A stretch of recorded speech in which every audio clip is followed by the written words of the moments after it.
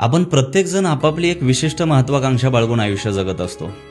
ठरवलेलं असतं थांबायचं नाही, थकायचं नाही, कारण तर द्यायचीच नाही. पण इतका निश्चय करूनही, प्राणांती प्रयत्न करूनही जेव्हा सातत्यानं अपयश येतं, तेव्हा मात्र आपल्या महत्वाकांक्षेवर ठाम राहणं अवघड होऊन बसतं. थांबा, ज्ञानेश्वरीतली एक सुंदर ओवी सांगतो. नाना घनीभूत सुवर्ण, जैसे न्याहाळिता साधारण, मग अलंकारी बर्वेपण निवाडू दावी. माऊली ज्ञानोबाराय म्हणतात, सोनं दिसायला साधारणच दिसतं, पण जेव्हा सोन्याचं रूपांतर अलंकारात होतं, त्याचा जेव्हा दागिना तयार होतो, तेव्हा त्याची शोभा काही निराळीच असते. आता मूळ सोन्यातलं आणि दागिन्यातलं वेगळेपण सिद्ध करण्याची जी काही प्रक्रिया आहे, ती ओलांडून चालेल का? प्रोसेस स्किप करून चालणार नाही. पायऱ्या आहेत, त्या चढाव्याच लागतील. संयमानं, आत्मविश्वासानं चालत राहा.